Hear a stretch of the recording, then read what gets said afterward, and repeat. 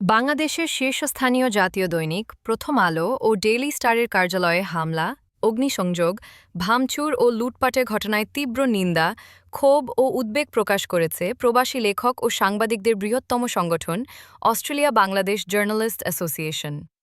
সংগঠনটি বাংলাদেশের সংবাদপত্রের ইতিহাসে একটি কালো দিন আখ্যা দিয়ে বলেছে, এ ধরনের সন্ত্রাসী আক্রমণ গণমাধ্যমের স্বাধীনতা, মতপ্রকাশের অধিকার ও সাংবাদিকদের জীবন নিরাপত্তার উপর সরাসরি আঘাত। বক্তারা আরও বলেন, বাংলাদেশ একটি স্বাধীন ও সার্বভৌম রাষ্ট্র। প্রতিটি নাগরিকের জানমালের নিরাপত্তা নিশ্চিত করা সরকারের সাংবিধানিক দায়িত্ব। কিন্তু গণ আন্দোলনের যোদ্ধা হাদির নৃশংস হত্যাকাণ্ড এবং প্রথম আলো ডেইলি স্টারের মতো প্রতিষ্ঠানে হামলা প্রমাণ করে রাষ্ট্র তার দায়িত্ব পালনে ব্যর্থ হচ্ছে। সিডনির লাকেমবাস্থ ধানসিঁড়ি রেস্তোরাঁর হলরুমে এক প্রতিবাদ সভা অনুষ্ঠিত হয়। পবিত্র কোরআন থেকে তেলাওয়াতের মাধ্যমে সভার সূচনা করা হয়।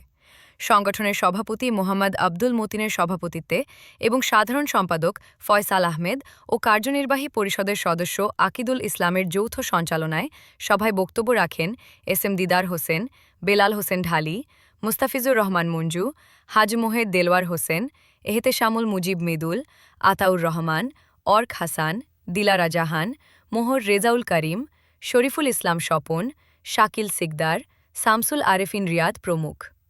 প্রতিবাদ সভা থেকে অবিলম্বে হাদি হত্যাকাণ্ড, গণমাধ্যমে হামলা, অগ্নিসংযোগ, লুটপাট ও সাংবাদিক হত্যাচেষ্টার সুষ্ঠু, নিরপেক্ষ ও আন্তর্জাতিক মানসম্পন্ন তদন্ত দাবি করা হয়।